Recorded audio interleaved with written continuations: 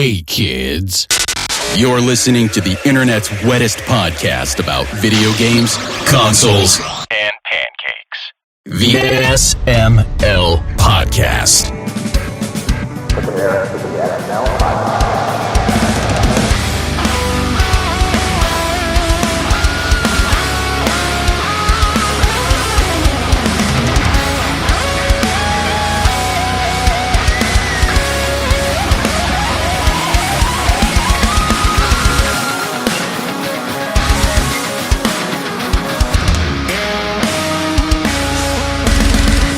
What's up, everybody? This is the SML Podcast. I am your host, Joe. It's a reviews episode. Jacob will be here later on in the show. We are kicking things off. Pernell and Aki are here. How are you two doing? Good. Pretty good.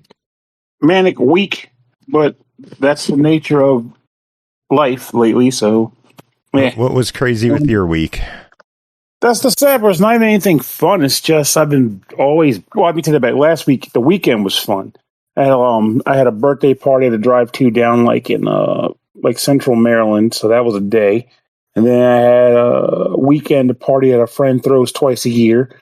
So it was basically Friday, Saturday, Sunday, but I skipped one of the days because of the birthday party. So I had to go. I was at his thing on Friday and Sunday. And then during the weekdays, I got to do family stuff and work stuff. And I ended up working pretty much until like 6 o'clock. So I was like, oh, can I get this ball rolling? So I'm running on fumes of sorts. Basically, and I always need to book stuff. I always end up scheduled for the time I don't have. Long story short, I just somehow stay busy, and yet I also feel like I'm doing nothing all the time. I don't know how else to put it. But damn, seems like you and Aki are both kind of sluggish. Oh, well, I'm not sluggish. It's just I'm like I always am. I definitely get that. But I'm always just generally tired. That's just my life. But I don't think I'm any more sluggish than I usually would be right now, which is good. That is a good thing. I got to spend the weekend with my dad, which was fun. It's very good. Came up from Tennessee to visit, and he watched all of Dutton Ranch. If you're a fan of Yellowstone or Dutton Ranch, he watched the whole new season. He may have tried something for the first time in 20 years. What's that? I probably shouldn't say on the show, but he knows. He knows what he did. Oh, and based on what you just said, I also know. So we all know. Life changes. We get old, and suddenly things that were bad suddenly don't matter so much anymore. I felt some personal validation because my issues with my brother have been detailed on this show, and I saw him when he went to pick up my dad so that they could go to an amusement park together, Knoebels Grove, and he is now fatter than me. He is balding, and everything he made fun of me for, he is now worse. That's what I like to hear. So all that effort you put in earlier this year paid off, didn't it? Fat bald bitch. Hey, no. Oh, I guess in that context of what you described, yeah, go for it. I was about to say in general, nah, gotta roll with it. I mean, I'm a fat bald bitch, so. But you're losing weight. I am. Yeah, it felt good to because we haven't talked in years now, and it felt good to just stand in the doorway and have him look, and then look down, and then look back at me, oh my God. He looks so different. He was like, holy cow, this is crazy. This isn't how it's supposed to be. Get used to it, chump. Time to change it. Indeed. And that's how it's supposed to be. Like I said, you earned it. So that's a victory lap to take. Maybe one day he'll apologize to me and we'll smooth things out. But until then, nah. Yeah, it can happen. You never know. It could. But I think he's too stubborn to ever admit that he's a problem. So you know how it goes. It's usually when somebody's in a situation like, oh man, I hate to say it in this manner, but oh man, I think I'm dying. Well, since I don't have to worry about this anymore because I'm going to be gone, here all the apologies I should have made when I was actually perfectly healthy and well. Yeah. But who knows? Maybe he will get back to you with a reasonable apology. That would be nice. It'd be nice, but I don't ever expect it. You know what I do expect? Quality gaming content. I do. Yay! Should we have That's an Akiism. You can't do it. Aki's got to say yay. Okay, Aki, say yay. Yeah, there we go. There. We always have the button for it too. Yay! Oh, we have a recording of her saying it. Oh, that's the Kermie one. Yeah, Jacob making an early appearance. Yeah, he'll be here later. Aki, make sure you're here in time for that, and don't show up 45 minutes late by building a Gunpla. Like, no promises. Should we dive into these games? We got 4 to talk about right now. Shoresy Gorsey. Let's go, Mosey Gozy. All right, let's do these. First up, Jotunnslayer, Hordes of Hell. Developed by Games Farm, published by Grindstone. It released July 30th on the Switch 2 for $19.99. Jotunnslayer Hordes of Hell is a gripping roguelike horde arena survival game with top-tier graphics. Choose one of the damned heroes and attempt to pass the gods' test by fighting your way through waves of mythical adversaries. If you succeed in all the trials, you will become the chosen Jotunnslayer. Pernell, what is going on in Hordes of Hell? So basically this game is what would be described as a bullet heaven game, where the trials consist of you choosing a character, then a stage, and then going to town. But if that was the only description I was going to give you, then what the hell would be the point of this review? So I'll go a little deeper than that. So, like I said earlier, beginning of the game, you will choose a character. Outright, you only have access to 2, but you'll earn more as the game progresses. They each come with their own sort of attacks that they can earn throughout the game, as well as a few boons that are unique to them as well. Unique. After doing so, that's right, you'll hear that word a couple times here. Oh, boy. Get ready, Aki. After you've done, prepare yourself. I've just usually for stupidly you choose a unique stage. That would just be overkill. After this, you get to choose a level. Again, at the beginning, there's only one level available and one difficulty, but that will quickly change as you play more of it. But once that happens, you'll dive into the level proper. The game, depending on the difficulty, will set you up with a specific amount of time. On the easy difficulty, which is available on the first level, seemingly only, you will get 10 minutes. Though future levels, you might get like 15, 20 minutes and such. And within that 10 minutes, as you progress, when the clock clicks down, enemies will be approaching from all sides in various intervals and waves. As they approach, your character has an attack that they start out with that will trigger every couple of seconds. So you don't press a button, the game will just kind of essentially play itself as far as how your bullets will activate. Hence the bullet heaven genre. That's pretty much largely what makes it up. So when this happens, as you're running around attacking enemies with your attack, as it generates, killing enemies as they approach you. Don't worry about aiming. That's kind of handled too, though, to an extent. Whether or not it worked, and I have no idea. But I was using the right thumbstick, hoping that I could direct some of the more physical attacks towards guys, though. After a certain period of time, you will level up. This will be because enemies will die, dropping crystals, which you will pick up, filling a gauge. When that happens, you will get access to a choice. Whether sometimes it's between 2 things, and it's usually between either 2 gods or God and yourself as a class. What this does is it determines the trajectory of what you're going to learn towards leveling up. Each god and class, being the characters, have their own unique skills that will appear on this selection screen. There's no currency required to do it or to choose anything. It's just literally if you've leveled up and it shows up, you're allowed to select it. And they range from a number of passive abilities or auto-fire abilities. For example, you might activate a god that will allow you to fire off a shiny blade of light.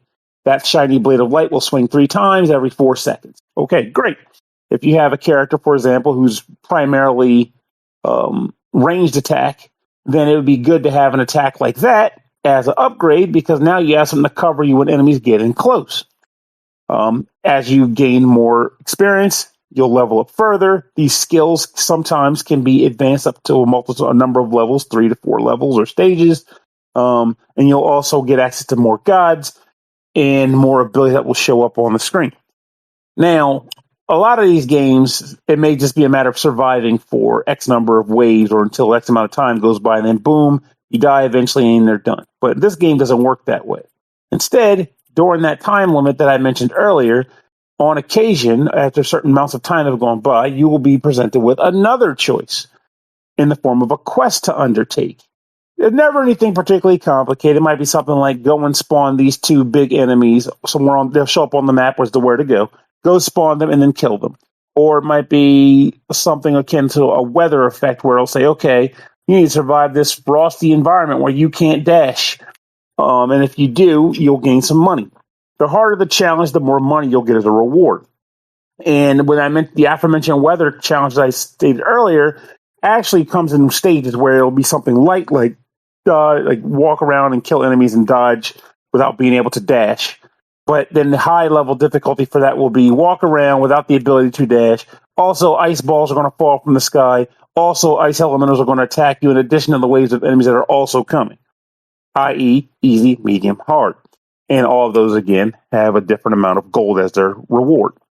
If you manage to complete all of the challenges on the level before time runs out, you'll get access to summon the Jotun, which is essentially like a Norse god or a monster entity that will show up on the main center of the map. And you go there, timer goes away, a big baddie shows up, and now you just have a life bar in place of where the clock used to be, and you have to whittle this guy down and kill him. If you manage to succeed, you'll get a hefty reward in regards to currency that is used to upgrade outside of that map. Because the main meat and potatoes of this game is wash, rinse, upgrade, and repeat. Because you can upgrade your characters. You can upgrade the gods. You can upgrade... Well, what's about upgrade, but you can increase rewards by fulfilling trophy/achievements. Basically, this is the achievement style that I like in a game where they say, here's the achievement. If you fulfill it, you'll get an actual in-game tangible reward, which will go towards you doing better in the game. So they have access to that. You'll also unlock new difficulties for levels as well as new levels to play on. And you will also unlock runes, which will work as modifiers to enhance or affect the level or / play of that moment. Even the characters themselves, in addition to their actual skill trees, can gain new weapons, which will give them various perks, and new costumes. So this game is built to take a lot of time to complete, and that doesn't even factor in apparently there's like DLC if you choose to go out and buy that too, which I did not get, so I can't comment on the value of it or anything like that. But I was going to say, the DLC that's available, it looks like 3 of them are just different armor sets. There is a 4th one that seems to be pretty interesting in that you can pay $6.99 and play as Conan, the Barbarian. Mm-hmm. That's pretty badass. I might have to... fact, that's the only DLC I knew about, because the other ones, I didn't check to see if they were there, but Conan shows up on the character select screen, as well as the gods that get unlocked from that same DLC. And if you scroll over a lot, they'll tell you $6.99 purchase. So, yeah. Normally, everything else will say something like, to unlock this character, beat X level on X difficulty, or make this accomplishment done. But with Conan and those guys, they'll say, must have Conan DLC. So that's how I learned about Conan DLC. But even without that DLC, I think there's a lot of game here to engage with. The question becomes whether or not you'll tire of it before you see the end of all of it. Because at its core, I mean, it is a bullet heaven. And the game, it's generally going to feel the same. It's just going to work in different ways as far as like the enemies are coming. But now instead of display of light, you'll have meteors falling from the sky, stuff like that. And that's not a bad thing. I'm not saying that in a way to disparage it. I'm just saying some people can play these games forever and a day and just see how well they can do as they increase the chaotic up and ante. Hell, there's even endless modes you can unlock on the different levels, because they know that's how people can get. But then there's other people that might find themselves going, what's next for me? Is there something beyond the veil for this gameplay loop? If that person's asking that question, this isn't where they want to be. But I would say if you're the type who saw Vampire Survivors back in the day and was like, yeah, that's my jam, and you finished all of that, or you just want something that's a break between that game and another game of the same genre, I don't think you really go wrong with this. It's a fun time. And I spent more time with it than I even I expected to, which says it's doing something right. So nice. Well, it is a $20 game. What is your verdict?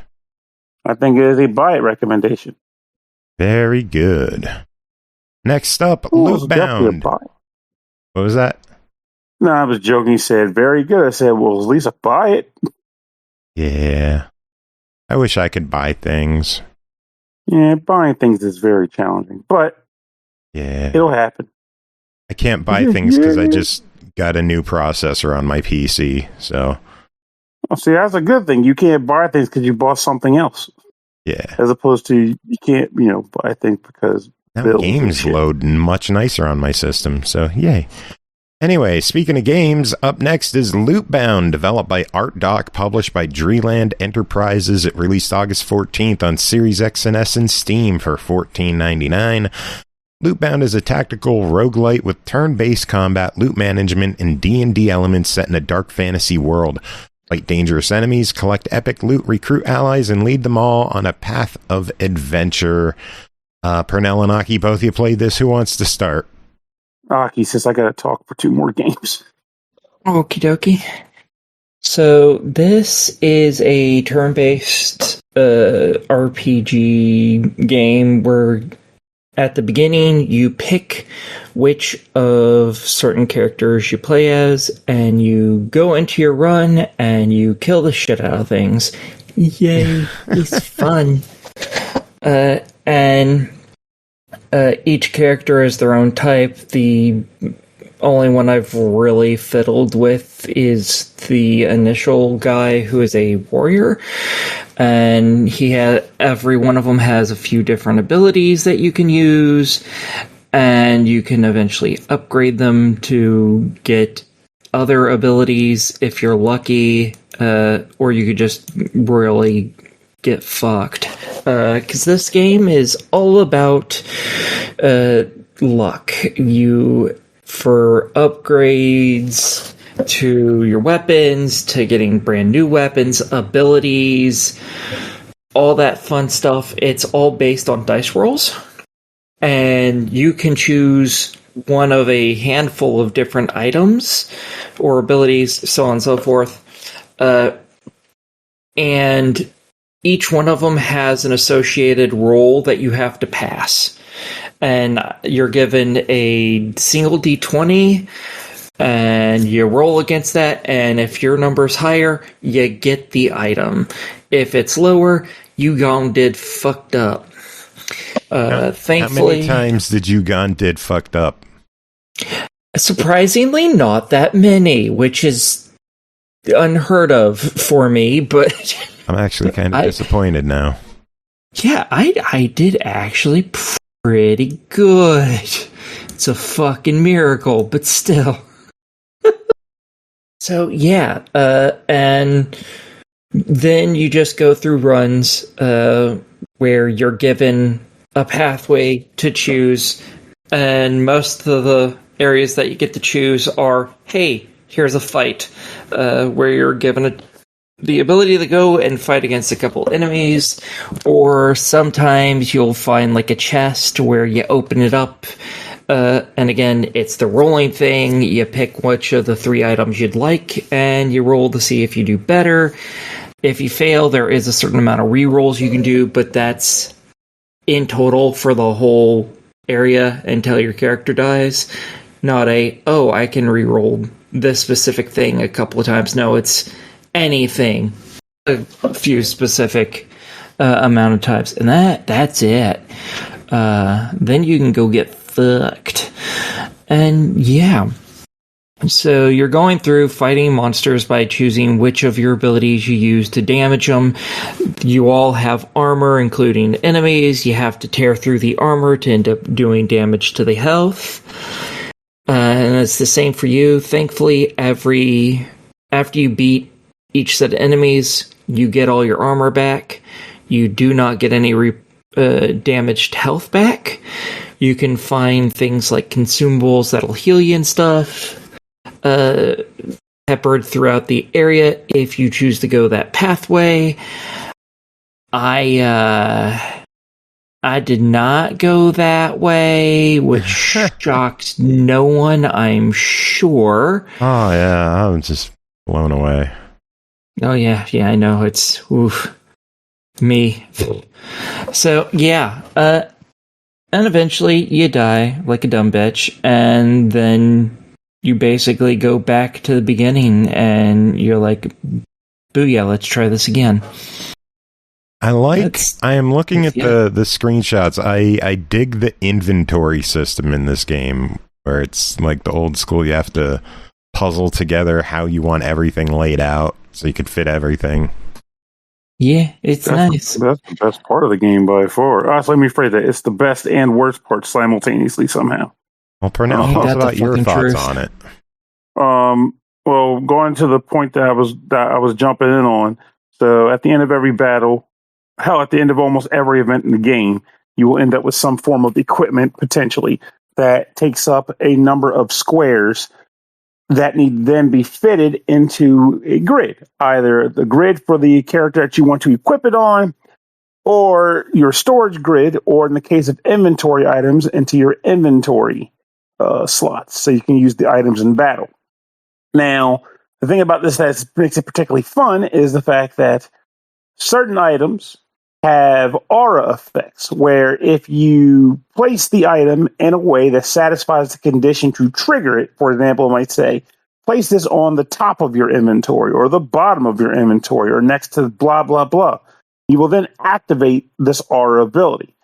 And then what this does is it will allow you to connect other items of the prerequisite type to it, and they will get additional boosts. Which means that the item itself isn't worth all that much. It's everything you attach to it that becomes worth something awesome. So I like that. I had one character who, due to one of these items, he ended up gaining like 1,500 defense just from that. And it was a game changer as far as how I was able to beat the first boss on an early run. Whereas in a lot of games like this, you usually expect to pretty much get your butt handed to you early on. But I got pretty far because I was taking advantage of some of that stuff. The annoying part about this, though, is for literally the exact same reason I just said I liked it, which is that you'll eventually reach a point where you're like, I want to progress, but I gotta keep trying to get this optimal inventory switcheroony going. And there's no, like, unless they decide to patch it in there where I just missed the feature, there's no ability to save a loadout and then tinker and go back to what you had. What do I mean by that? Well, there's a lot of numbers you're looking at with all these different pieces of equipment. And you might be telling yourself, well, there might be a way for me to do this in a way where I can get more items on here or get it in a way where more of the aura effects get triggered. And surely it has to be better. So you go through the hassle, you go through the motion. And then you're like, is it better? I can't tell because I'm trying to figure out what 12 different numbers used to be. So I found myself having to take a picture of the screen with my camera, then doing all the stuff, comparing the image of both my inventory and the stats to the current state. And if I don't like it, using the picture from the phone to revert back to what it used to be. Maybe I was doing a bit of overkill, but it doesn't change the fact that this game seriously needs a save previous state or save current state of treasure or of equipment build to allow people to tinker with differences between this time and after I make changes. Because the whole idea it's a risk and reward kind of situation where, like, do you want to mess with it, or do you think? But that's just it. It's not. It is.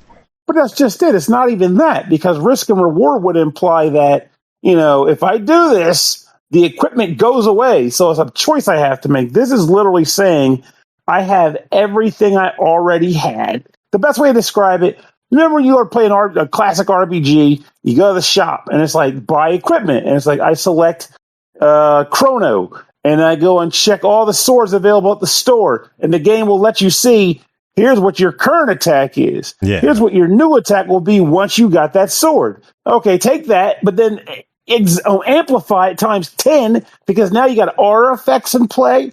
You've got like synergies in play and things like that. So now you're like, I have to switch 5 things around, or maybe take an item off and put 2 items on And it's not just an attack stat I'm comparing. It's an attack, it's defense, it's chaos, it's order, it's slash, it's pierce, and numbers I haven't even named. Like, there's a lot of numbers. Like, I'm just saying, if the developers are listening to this, I'm spoiling it in advance. I like your game. I think it's a lot of fun. It's getting a recommendation.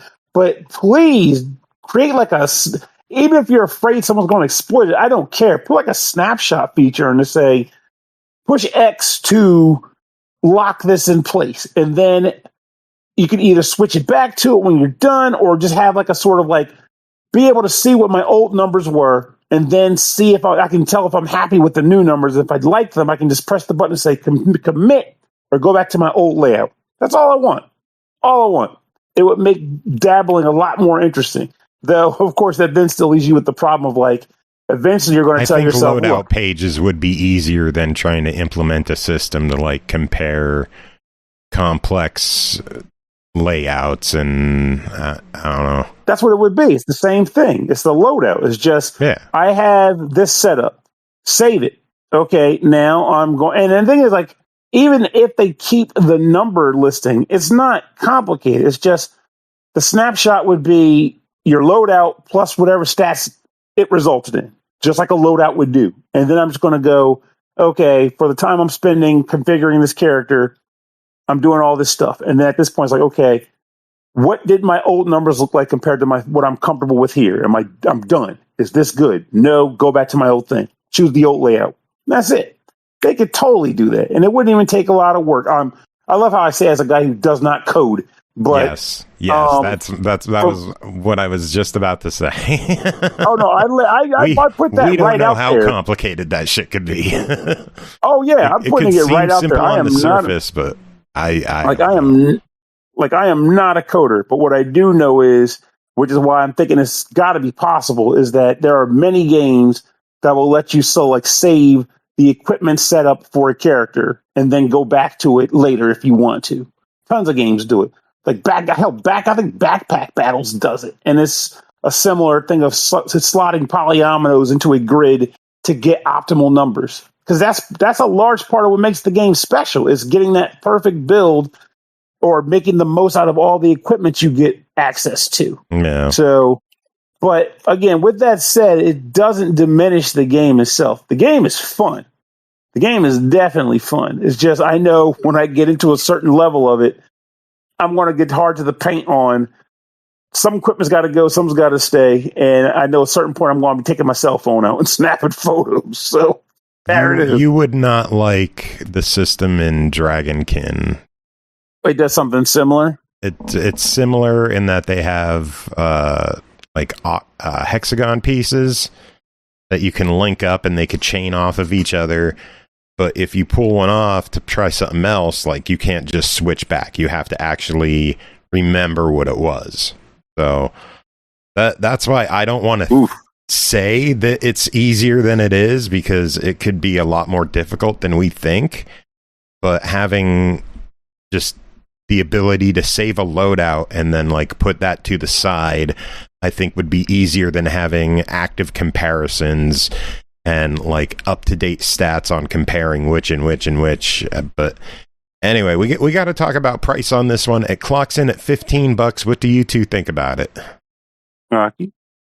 I'm totally for it. I really like the game. It's kind of addicting. It's not easy though. So be prepared to eat a lot of ass fairly frequently, because that's some people will take that as a plus. Yeah, they might, and for those people, I applaud you. Ass. Hey, if that's what you're into, that's what you're into. I ain't gonna knock your fun times. I'm not gonna yuck your yum. Yuck that yum. And I'm giving it a bite. I'm giving it a bite recommendation as well. It's a good time, and I do feel as though many will get appreciation and enjoyment out of it. So get it in. Very good. Let us move on. We've got Fantasy Network up next to talk about. Developed by Raven Travel Studios, published by IMGN.PRO. It released August 6th on Steam for $14.99. Join Lynn in a colorful, cartoonish world of Halua, where likes are the ultimate power. Explore nonlinear world, master umbrella-based combat, and smash your way through talent show boss battles. It's a Metroidvania with a social media soul. No subscription needed. Pernell, what is Fantasy Network? So Fantasy Network is a game that, just right off the cuff, I am so torn on how I feel about it. It stars a character named Lynn, and she lives at a home with her mother. Just her mother, not her father.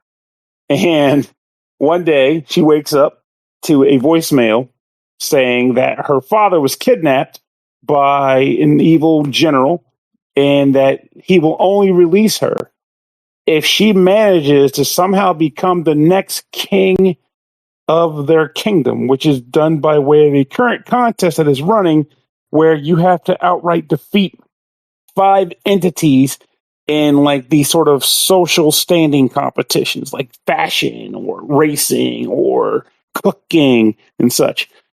And you are tasked with doing it. You don't know why, aside from saving your mom, as in why is this so? And she does ask, like, why is this so important to this guy that he would go through all this trouble to make me go through this to become the leader of this land? This makes no sense, but she does it anyway, and that's what kicks off your adventure.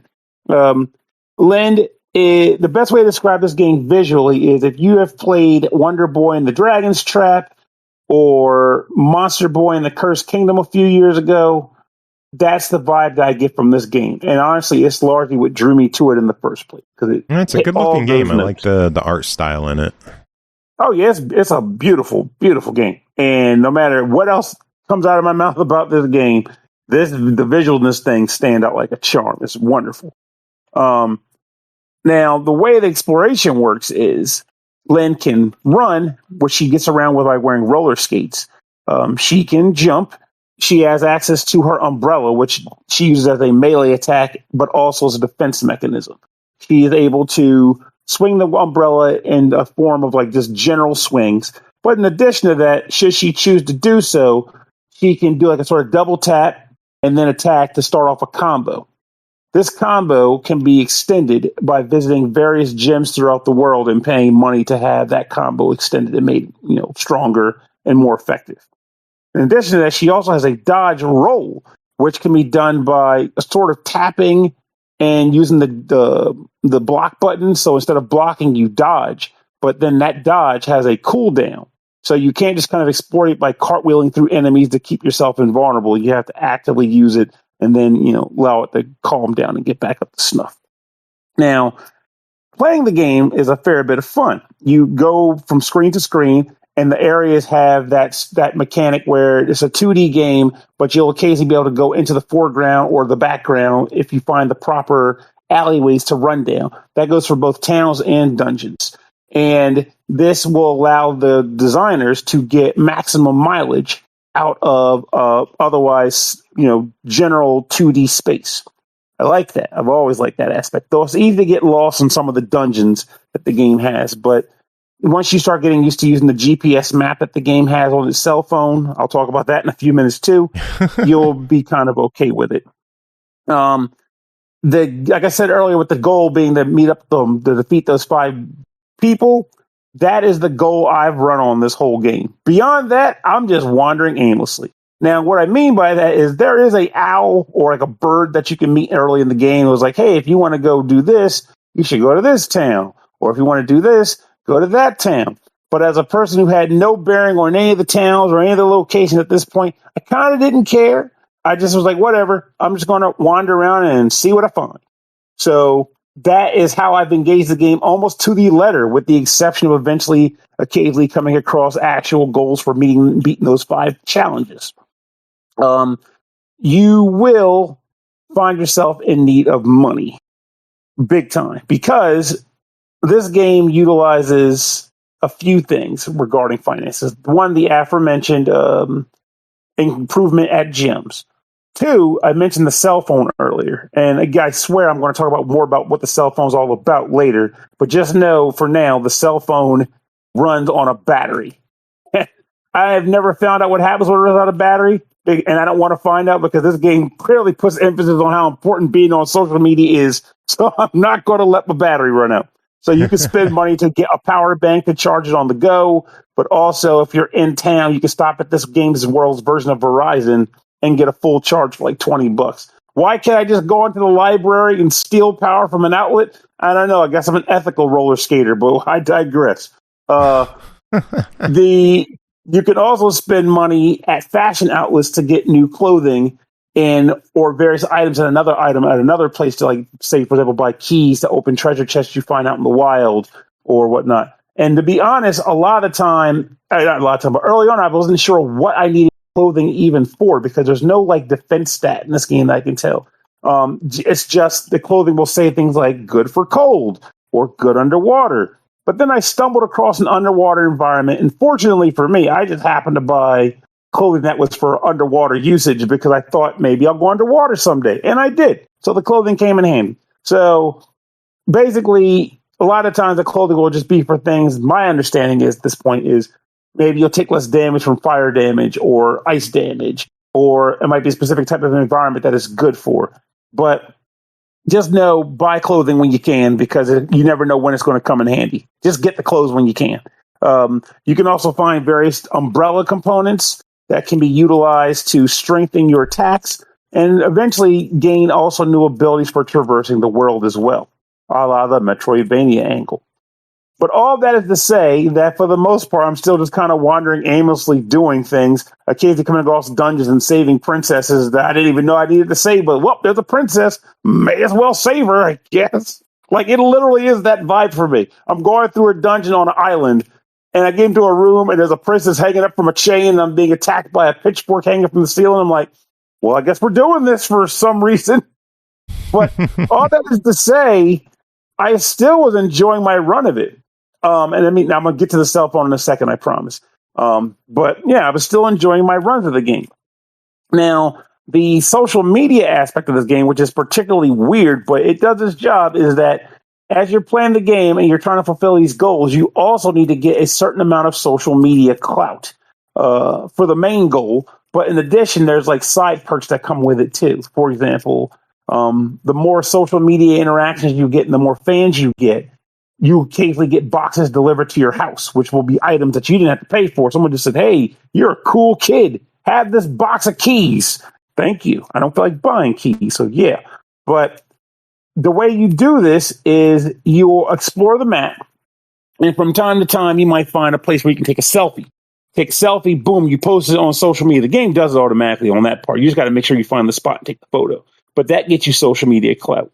Occasionally, you might come across a billboard where if you see it and it gives you the icon, you can look at it and you'll get knowledge of that show. So you'll make a social media post. Again, the game does it on its own. You have to sit there and type, what do I think of, Stellars? The game does that for you. But you'll make a social media post about this TV show.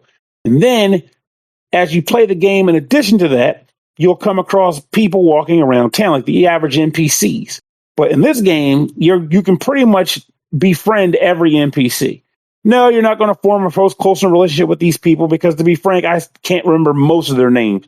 I'm not sure if it's just native language or if it's just they were like, how do we name 200 NPCs? I don't know, Billy Bickabock. They might have done that. But ultimately what happens is you'll meet a person. Sometimes it's as simple as, hey, want to be my friend? They go, sure. Boom. That's a social media contact. That's 1 star.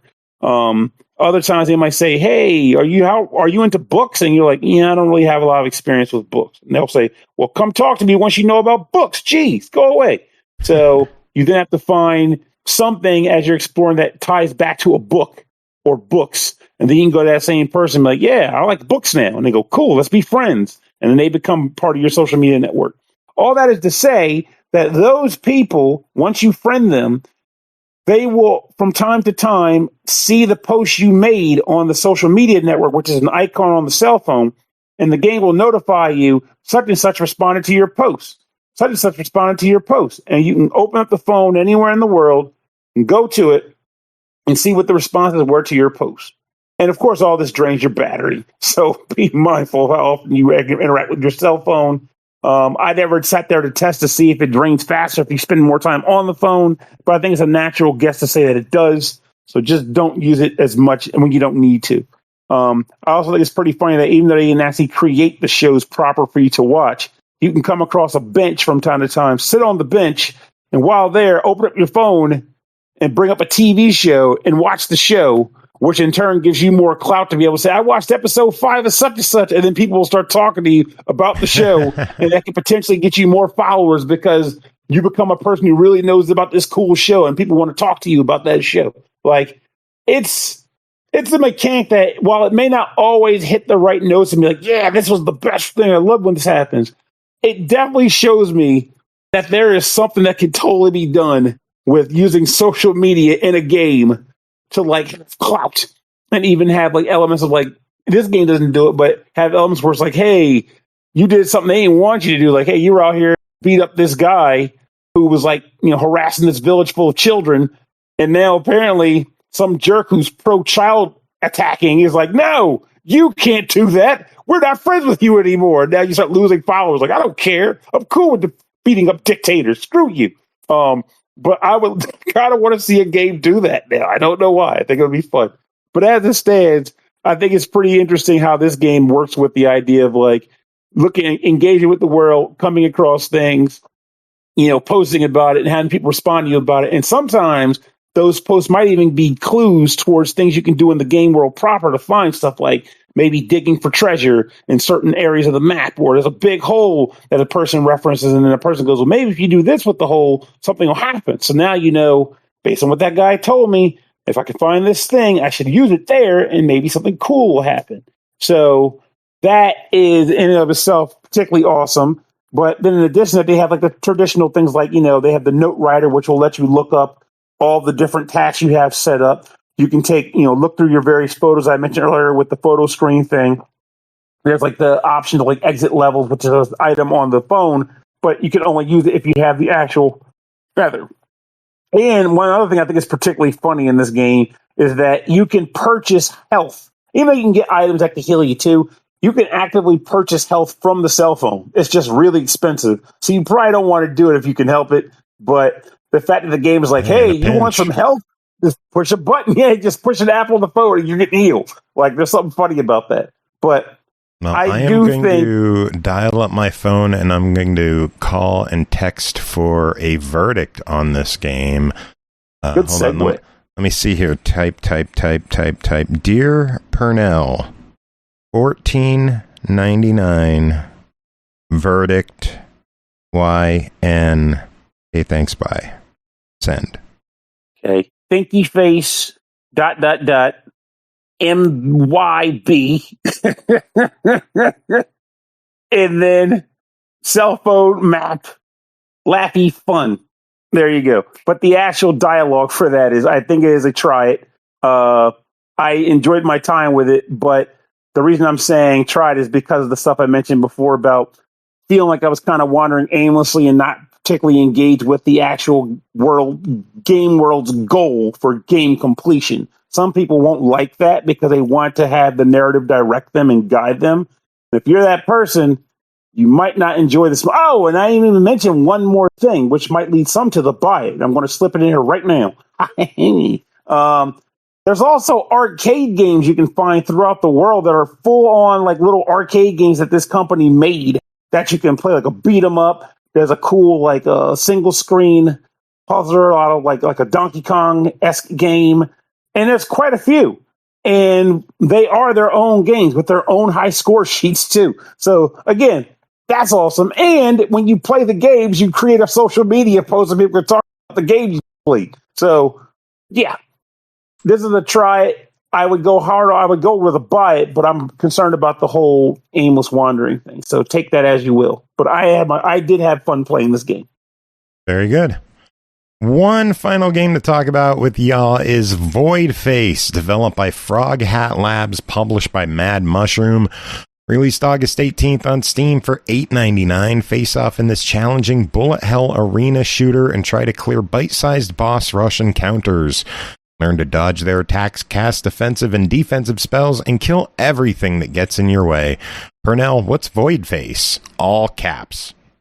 Well, before I even talk about the game as a proper statement, I like to say I'll give kudos to the developer because I'm not sure if anybody else made the inquiry, but I straight up messaged on their discussion board on Steam and said, hey, what's up with these controls? I've been trying to make them work on Steam and they are not having it. And they actively made a post not too long ago and was like, hey, we actually fixed the Steam controls, or we're working on the Steam controls, but in the meantime, here's a good workaround to get it to work properly. I used it and it actually works, which made this review a lot more doable. So, with that out of the way, what the hell is VOIDFACE? Well, unlike the other game, which was a bullet heaven game, this is a bullet hell boss rush game. And you play in the role of VOIDFACE, a little walking man with a heart of glass who is, for reasons I don't know, because the game doesn't say, trying to survive these gauntlets of jerkbag enemies who are trying to kill them. So after the intro level that just kind of teaches you the rules of the game proper, you will be tasked with playing through a series of levels. But before I get into that, what are those so-called basics? Well, you can walk around the map. Simple, easy peasy. You can use the left bumper button to focus. Focus slows the game down so that you can essentially maneuver your character with a little bit more finesse. So it doesn't stop anything. It just slows both the bullets and you down for the purpose of finessing. You can use the right stick and the right trigger to aim and fire bullets. Of course, you need that. It's a bullet hell game. And the thing that makes this the most unique of its type is the access to spells. You have a mana gauge that takes up 3 squares, and there are a series of spells that can take 1 to 3 squares to cast. You don't know what the button inputs are for those spells, and you also don't know what they do until you can do them. So you might be asking yourself, well, how the hell do you do the freaking spells? Well, hold down the spell casting button and input a combination. The game will show you how many buttons a spell will take, and that's it. But if you can guess those inputs, being from the cardinal up, down, left, right, and let go of the spell button, you'll trigger the spell. But you can learn what those inputs are by actively playing the game, because every time you beat a stage, the game will reveal one arrow for one of the spells until you eventually learn what that spell does, at which point you can cast it. But to be fair, you can also go on a level with the information you do have and just kind of finagle the rest until you get it right. If you know that there are the first 2 of the 3 is up and right, then it can only be one of 4 buttons to finish the spell. Give it a try until you crack it. And then you'll learn what it does. You'll get more mana back as you fight bosses and shoot at them and whatnot. But for the most part, be wise about it. My favorite spells were the laser beam that just kind of fires a concussive blast, and also the shield, which will give you a temporary health block. But if you don't get hit, it'll eventually go away. So you can't just kind of preemptively cast it and just play recklessly until it goes away. You have to cast it at a point where you think you might actually be preparing to take a hit, which I think is actually smart game design on their part, because otherwise I would exploit the hell out of it. So after you've done the tutorial, the game will branch off into 3 paths. There's like intro, classic, and chaos. I don't particularly know why they named them those things, but I assume they refer to easy, medium, and hard, essentially. But when you pick a level, the level then asks you to choose between easy and hard. So it's a difficulty within a difficulty. The difficulty there determines how much health you have for the level. Hard giving you 1 hit, you die. Easy giving you about 2. And I think hard also may attack the bullet patterns, like they might attack you more aggressively. In fact, I'm almost positive they attack you more aggressively, because I did a few hard levels. They were not easy. Once you go in, the game pretty much sets you up with a series of about 3 bosses per level. They come back to back to back. And the way the game works with those bosses, that makes it stand out from the norm. Or maybe not. I don't know. Maybe there's another game that does this or that. The boss will show up. Sometimes the boss will have parts and you can break the parts off. Those parts might be inducing various attacks, which means you want to break them off, or they might be shielding something you actually want to hit. Another reason to break those off. Or they might be engaging various attacks. Break those off. Another time, the enemy might spawn minions, and the minions will create a shield around the boss. So now you have to break the minions before you can attack the boss. Meanwhile, the boss and the minions are shooting at you in various ways. And of course, there's sometimes like obstacles that might show up, like an orbiting satellite that will spin around, blocking your shots and potentially knocking you around. So you got to avoid that and dodge all that. All that is to say the game becomes quite chaotic in a good way. You feel satisfied when you complete levels. You feel distraught when you lose, especially because this is one of those games where it has the counter on the bottom that says, think of how many cool times you died, you loser. It does that. So if you hate seeing how many times you failed before you inevitably succeeded, look away, boy. But when you beat a level, it'll unlock the next level in the line of that category, like the aforementioned intro, classic, and chaos. Once you beat level 3 for each of those, you unlock a finale. And there are also bonus levels you can unlock as well. The game doesn't seem like it's particularly large. Like, there's not a ton of levels in the game, but what's there is fun. And if you try to beat the levels on hard, you are going to get a challenge. So you're not going to sleep.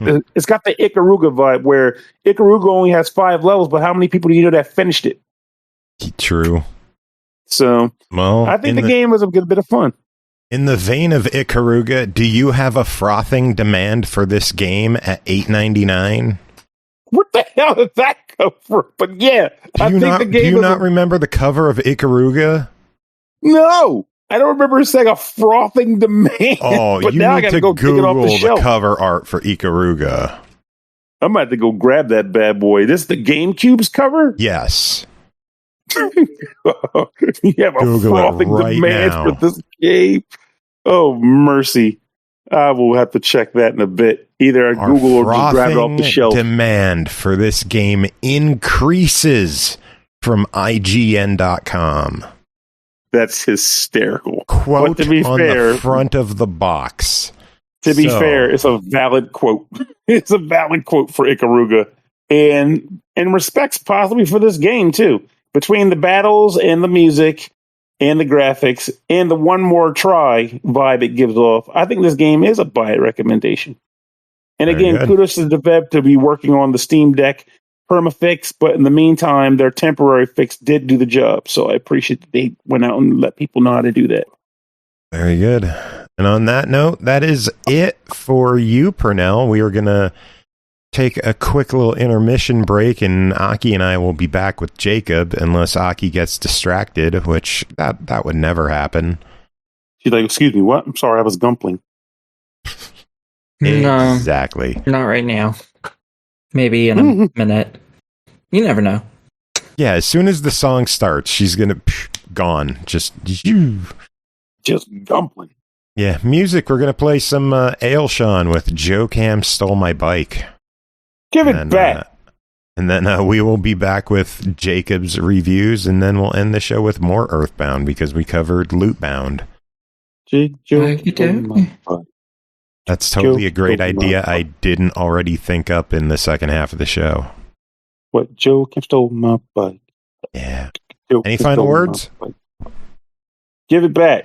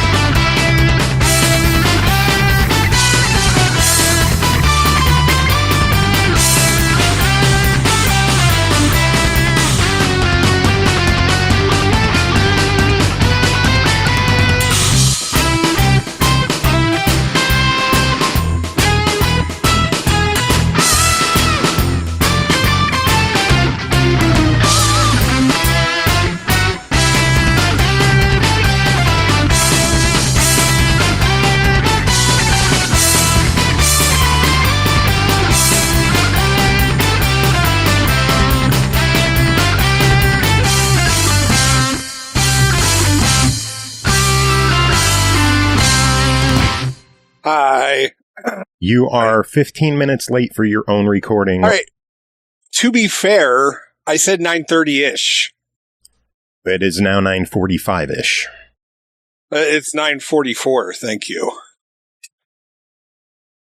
I love you. Moving on, we have a batch of reviews to record with Jacob. Jacob, how are you doing? I'm doing okay. I'm feeling fat and sassy. Beautiful. Now that, yeah, my stomach's filled with chicken and red velvet cake. That's wonderful. I wish I had chicken. What about red velvet cake? I could give or take. Oh, you're not a red velvet person? Not what kind really. of cake what kind of cake? Normal vanilla or confetti or chocolate. Give me normal.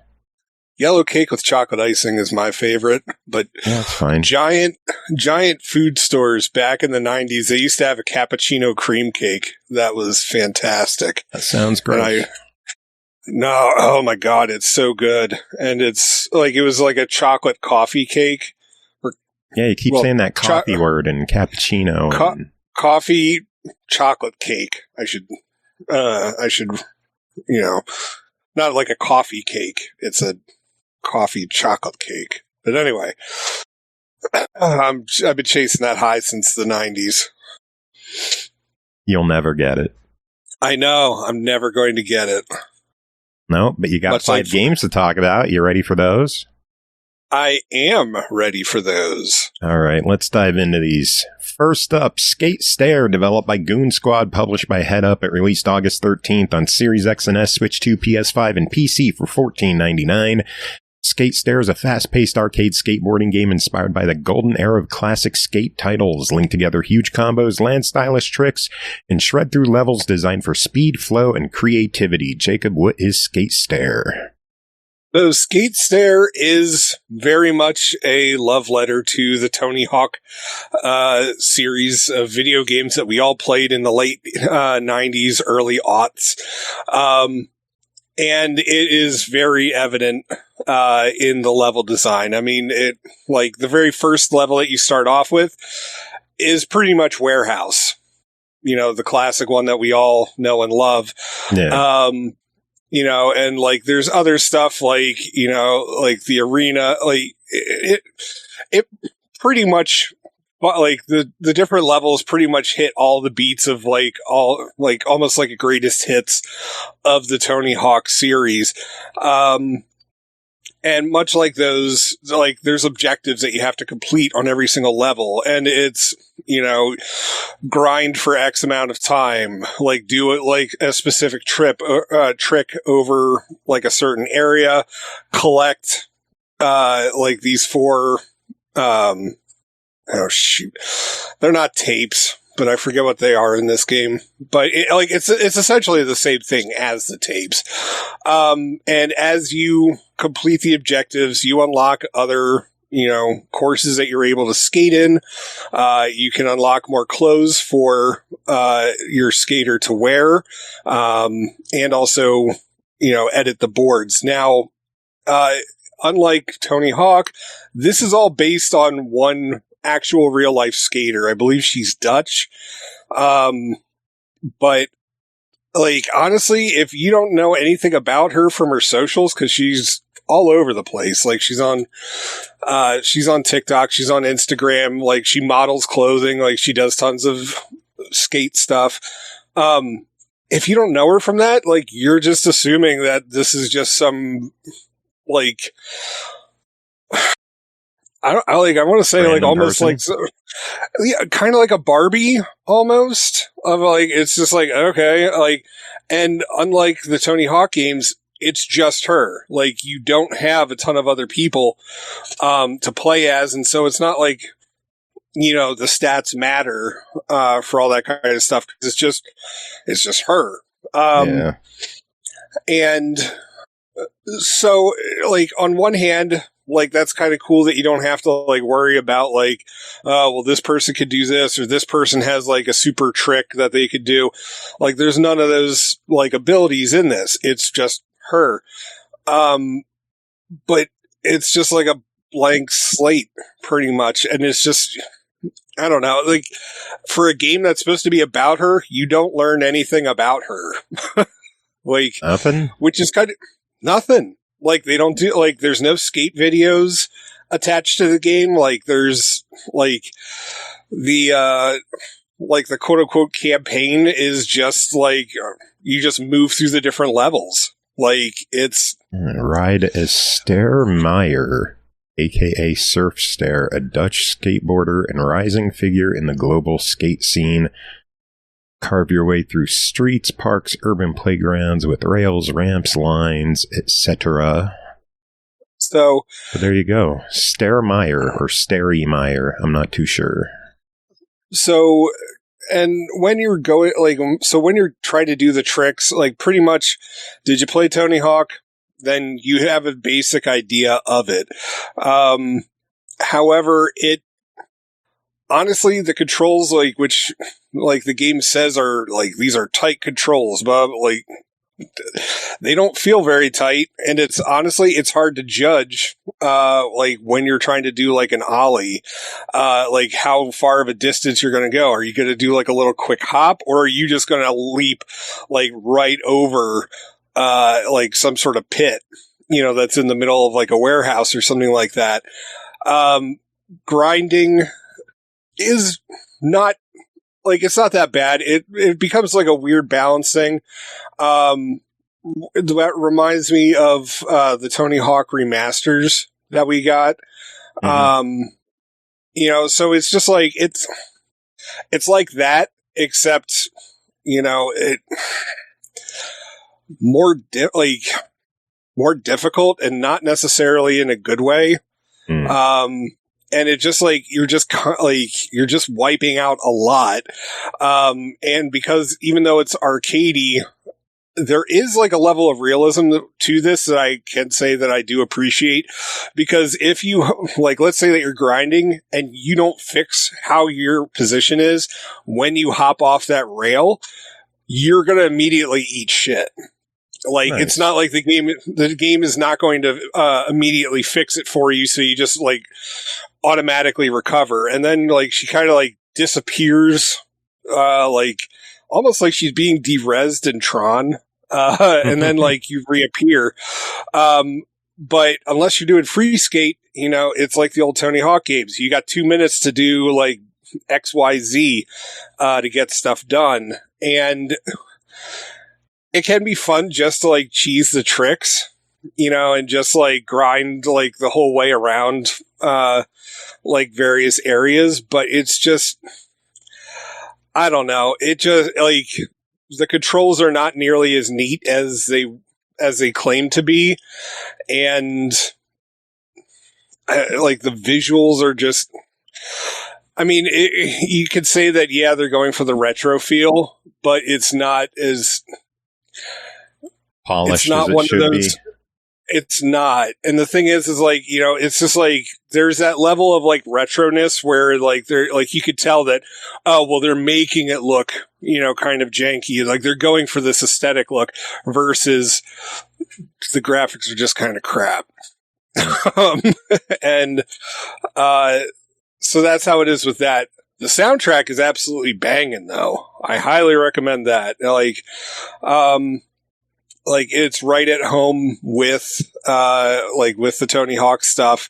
And I highly recommend checking that out. I think Headup has a playlist on Spotify for those who are interested. But, like, if you're really, like, you know, you need something to scratch that Tony Hawk itch, like, I think this is an alright game to check out. Like, it's not the best. I hope that they work on it some more. Oh, the camera. Even, like, so the camera really just has two distances, close and far, and even far is still close, or too close. And, like, so it's real hard to figure out where you're trying to be, in relation to, the rest of, like, the map. And it's just, I don't know, like, it gets frustrating. For the achievement hunters out there, there is a lot of relatively easy achievements. It's just they're a little time consuming. So it's going to be like, grind for 5 minutes. Now grind for 15 minutes. Grind for 30 minutes. Like that kind of stuff. You know, Is there so achievement tracking? Does it have like the percentages in the game? In the game? No, on the No. achievement list. Oh, to be honest, I never checked. I just waited till they popped. But like, honestly, like I dug the basic gist of the game. Like, I hope they keep working on it some more and improving the controls and the camera. But also, I mean, I think they really needed to do something to like make this, you know, stand out and not just be seen as like a Tony Hawk clone. I mean, like if you're going to feature a real life skater, then Teach you us know, about her. like teach us about her, like show some skate videos. Like, holy crap! I mean, that's one of the bases of skate culture is like tapes. Like, come on, let's see like her do awesome moves in real life. Stuff like that. Like there needs to be more to it, but overall, it's okay. Well, it clocks in at $15, so it's not trying to be as big budget as Tony Hawk. Does it live up to the expectations at that price? For $15, I could recommend it. Like, it's janky, and it's a little too quick for its own good. But I think that there is like plenty to like in here. And as I said, like if you're if you need that Tony Hawk itch to get scratched, this will do you right. All right. Moving on, we got Project Neon, developed and published by FULLSET. If you want to hear more about this one, check out a couple episodes ago where we had Sasha of FULLSET on chatting about the game. Released July 30th as an Xbox Play Anywhere game for $19.99. Blast through enemy defenses in this intense 16-bit shoot-'em-up or shmup, dismantling interplanetary shields to bring humanity's last hope back from Mars and save Earth from ecological collapse. Jacob, what is Project Neon? So Project Neon is a horizontal shmup where you are... It's actually both. Yay! Depending on the screen layout, you could play it horizontal or vertical.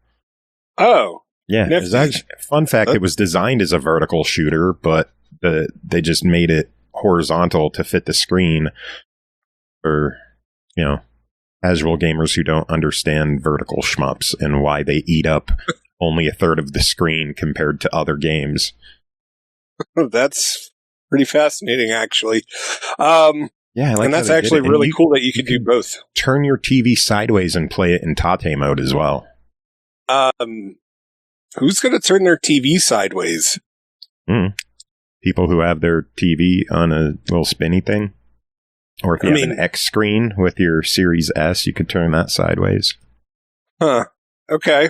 Well, anyways, so this is a shmup where you're flying around in a spaceship and you are, like, you have to kill tons and tons and tons of little spaceships, alien things, all over multiple locations.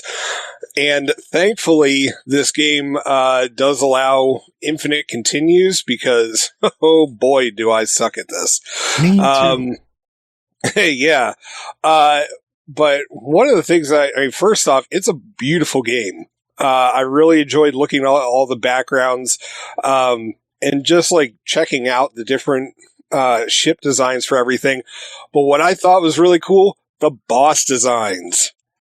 Oh my God. Like, you're fighting a giant mechanical owl, like who launches like his little talons, like, you know, missiles and stuff like that. Oh man, like stuff like that is fantastic, and it's just like it's just so well done. And the soundtrack's pretty cool to boot too. But yeah, like I was having a lot of fun with it. Like there's two modes to it, isn't there? Because there's like there's like the campaign, and then there was something else. Oh, I'm trying to remember it. I know I made it through the campaign slowly and horribly due to how bad I am at this, but thank you, Unlimited Continues. I got to rich kid strat this, as Chris would say. Yeah, that's what I had to do as well. My favorite Chrisism is rich kid strats. Because you could just put quarters in like a rich kid. Like, I'm not going to lie, though. Like, there were some moments where I'm just like, all right, I've got the strategy for this figured out. And then it's just like, yeah, no, there's moments where it's just like, haha, we're going to eat your quarter if this actually did take quarters. Yeah. Which was a tad bit unfair. However, infinite lives, so hooray for that. But yeah, I was having tons of fun with this. Like, the controls were responsive, the weapons were okay. It took a little bit to figure out that, like, little spinny wheel thing, as to, like, which one I wanted, but I actually did appreciate... Oh, come on, it didn't matter, because you lost it after you got hit anyway. Not always. Not always. Usually. Not always. And it would drop it, and then you would pick it up and then get shot again. All right, so... that may have been for you. And then you would get shot again. But what I did appreciate about that is that instead of, like, you know, you just pick up random stuff and then, oh, good, I got ass fucked by whatever power up I just hit. Like, you could actually position your ship so you could decide which one you were going to pick up. I thought that was really cool. I once had it rotate just away from me and go off screen, and I'm like, no, come back. Oh, that happened to me a couple of times. I mean, like, yeah, you catch up to it after it passes you. Well, $20 game. What do you think of this one? Really? Huh. Yeah, I'd say it's totally worth it. I mean, if you're a fan of shmups, like, this one's beautiful to look at. Like, this one's really nice. And, I mean, it's essentially like almost like a shmup party mode. Like, yeah, you could die, but you can keep going. Yeah, you can actually see the end of this one if you keep going. Not a hugely long game, but at least you could get through it, which I appreciate. I appreciate being able to see the end of any game. Well, I do. How many games are there that are just either too long that you don't want to slog through it, or they get too tough that you don't want to deal with it? This one, I was able to see the ending, and I felt good about beating the game. Yeah, it took me 400 credits, but I'm rich. Bitch. That is fair. There are very few shmups I've actually ever seen the entire...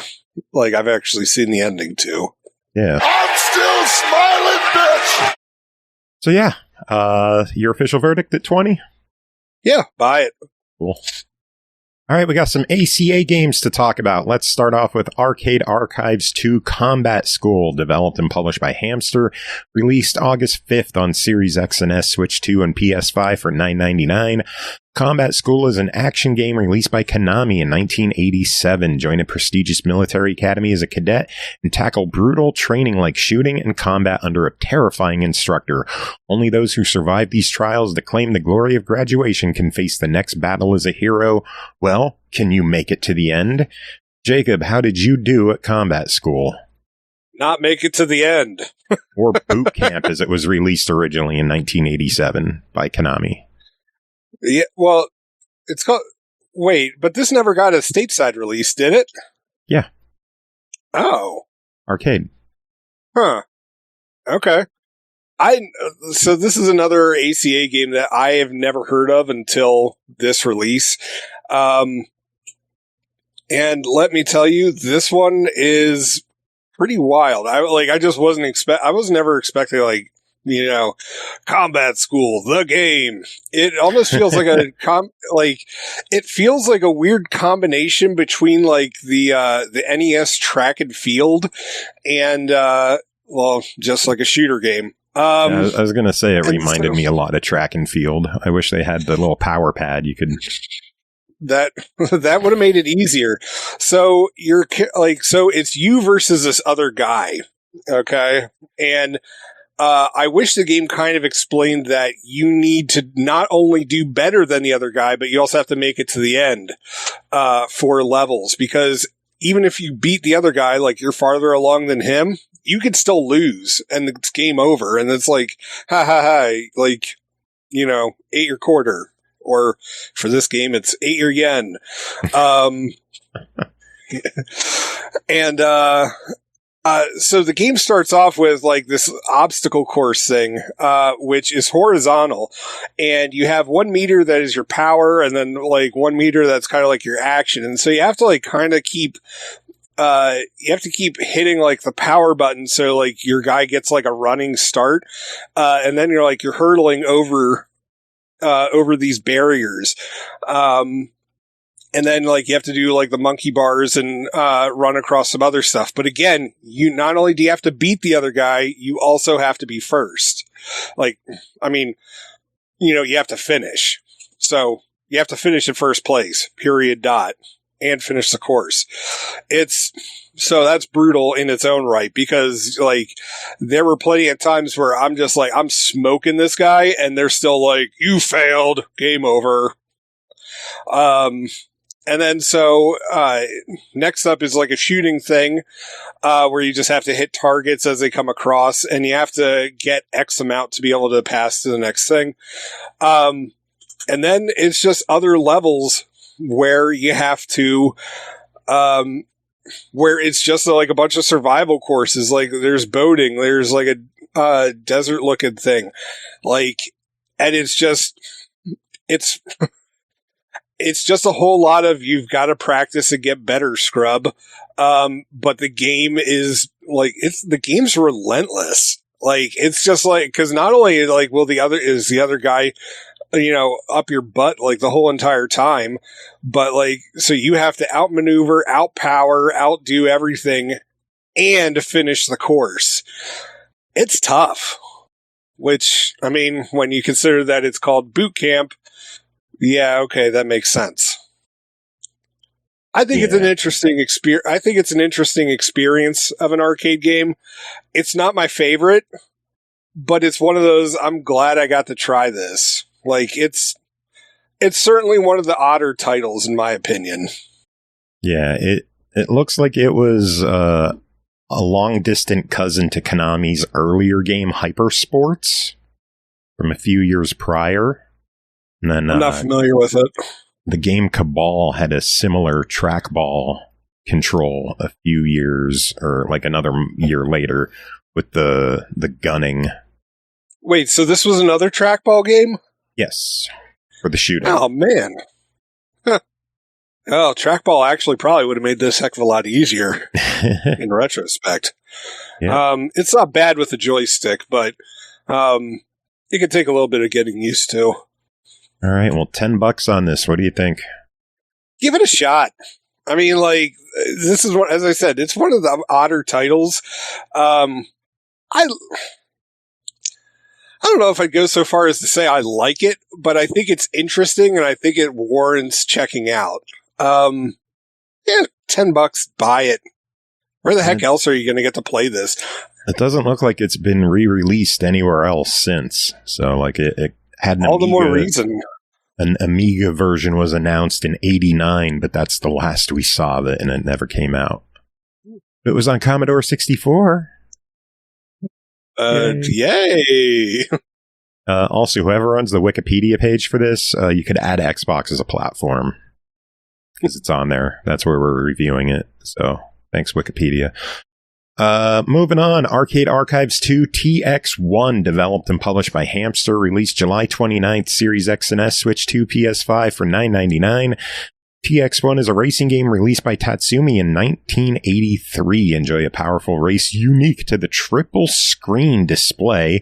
The course splits along the way where deserts, coastlines, and city nightscapes dynamically flash past. Goals all around the world, across the finish line, and claim your glorious checkered flag. This is another pretty cool arcade game in that it was in a triple screen, like, racing cabinet. This thing was awesome. I remember seeing this at the Laurel Mall back in the day and always wanting to play it. Okay. I mean, I've never heard of this game until now. So, I mean, like, that's cool that you're at least familiar with it and what it looked like. And we've reviewed triple screen racers before, like either last week or the week before. And this one, it takes more of like a Formula One kind of approach to like what kind of cars you're racing as. And for all you automatic fans out there, you are screwed because this is manual. Thankfully, there's only 2 gears, but you have to make it to various checkpoints as you go through this, and you're going to want to avoid, crashing into things. Big surprise, I know. But also crashing into other racers, because that'll just end things real quick for you. And unlike it does most arcade games where you could just hold the throttle down the whole time. You actually have to brake and downshift in this game, or else you're going to wreck. Which I was surprised by, because I am not somebody who brakes during most racing games, and I actually took the time to have to learn how everything worked out, and trying to get across the finish line, which honestly it took quite a few races for me to even make it past the first track. Now, the graphics, granted, this is from what, 83? 84? October 83. Okay. Yeah. So, these are not, these were lifelike for the time. Obviously not so much anymore, but they do feature some pretty cool effects, especially when you're going through tunnels and stuff. And you're trying real hard not to eat shit while you're going through the tunnel and avoiding your opponents. It's difficult. I will tell you that. You really do have to pay attention to the time, and also what gear you're in. Take note of the track, going around the curves, slowing down, actually applying the brakes, doing your best not to spin out, which can happen, and will happen. But yeah, if you're looking for a challenge, this is a pretty good one to start with. It's really cool that they brought this one to the Xbox, because again, I never heard of this title, and so finally being able to experience it in this format, that's awesome. Now, does the Arcade Archives version have the triple screen version available, or is it just the single screen? I only played with single screen. I didn't see a triple screen option. I wasn't sure if that was in there or not. That'd be neat if it was. It's hyper wide screen. Or you just hook up 3 TVs. I mean, I have 3 monitors. I would totally do that. That would be pretty cool if you could do that. Yeah, it would. $10 on TX1. What do you think? Totally. I mean, let me rephrase that. If you're looking for a challenging racer, yes. If you're looking for a arcadey kind of thing, this ain't it, pal. This one is going to be brutal with you. So get ready for what you're going to be experiencing. Good luck. But yeah, it's a solid game. I'd recommend buying it, but just know what kind of racer you're getting into. So 2 tough ones this week. Yeah. All right, definitely 2 tough ones, but definitely worth checking out. We got 2 more next episode, so we'll talk about those. We got some Ball Squad action.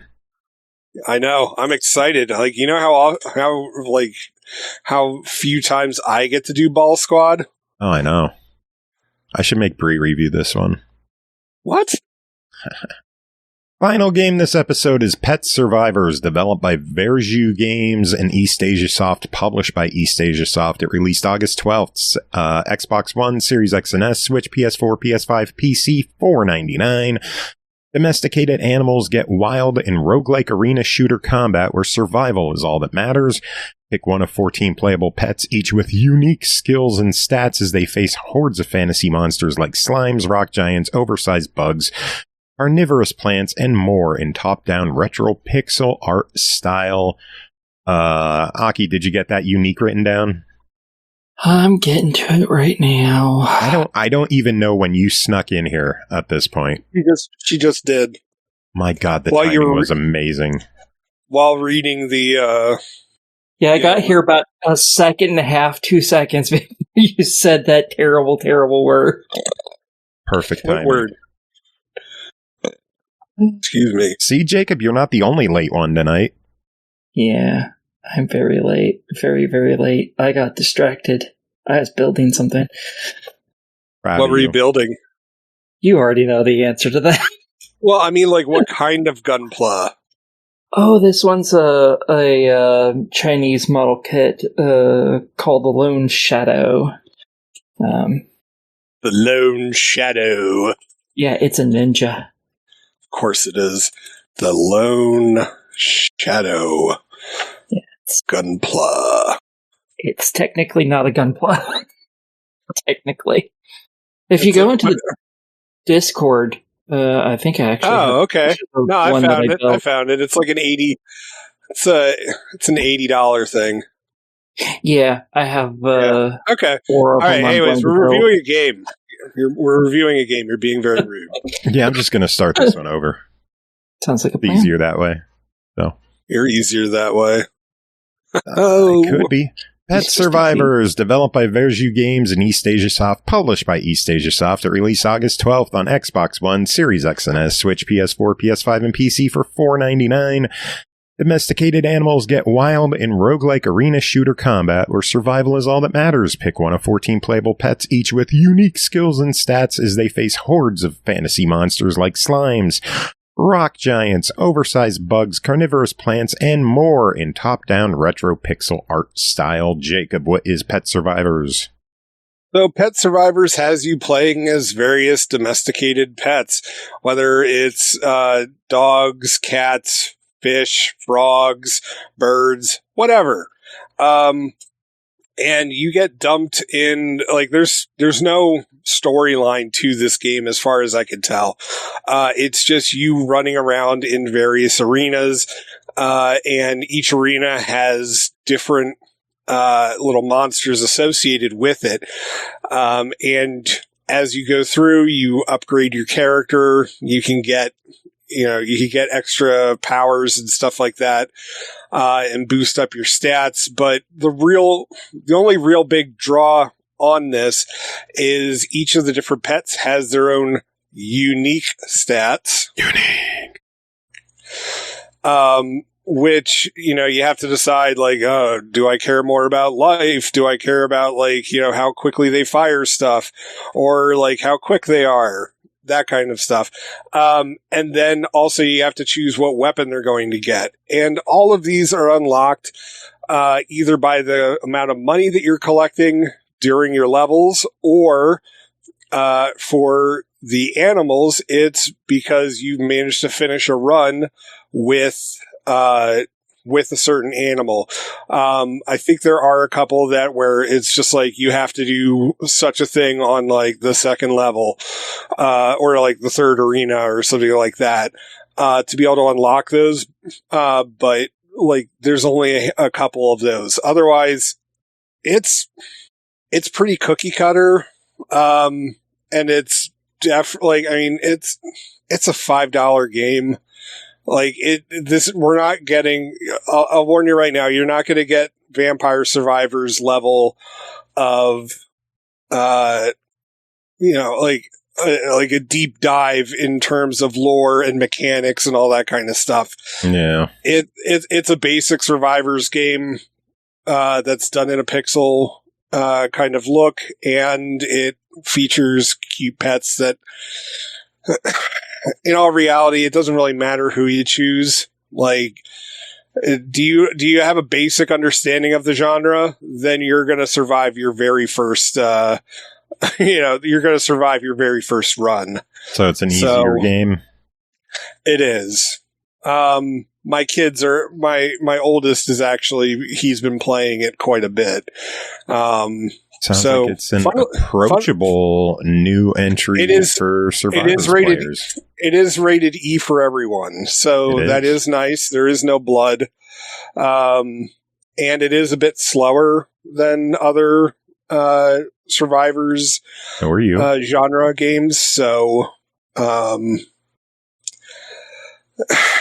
if you're a seasoned player of that genre, this is one you could skip. But if you're new and you want to test, you want to test the waters with it, or you want to get one that is kid appropriate, this is a good start for that. Very cool. I didn't even notice it is Xbox Play Anywhere as well. So it is on Xbox PC if you are interested in that. The game clocks in at $5 if you buy it in the next week and a half. It's $4. What do you think? I mean, as I said, if you're a seasoned Survivor thing, you're going to get bored with it pretty quick. But if you're new to the genre, or you're buying this for your kid to check out, $5, I think it's worth it. Cool. And with that, we are done. I want to thank you two for being here. Aki, I'm assuming you were on the first half of the episode with Pernell, right? Maybe? Yes, probably. I believe so. Probably. I'm pretty sure. Then I showed up. We'll time travel. We'll figure it out. There was just a little bit of time travel. It's all good. We didn't fuck with the timeline too much. Yeah. Yeah, it's not bad. So, yeah, that's it for this episode. Music. Anything I could play based on what we just reviewed? I'd play something from Tony Hawk, but I know I would get nailed for something there. Oh yeah, 100%. I don't know, I guess, well, we covered Lootbound, so I guess that's good enough to play. That sounds like a really good idea, sure. Yeah, Lootbound, EarthBound. This works out. That works. There we go. Welcome to Everything Earth. About bondage. I approve. Will Smith, welcome to Earth. Anyone have any final words to end the show? No. Welcome to Earth.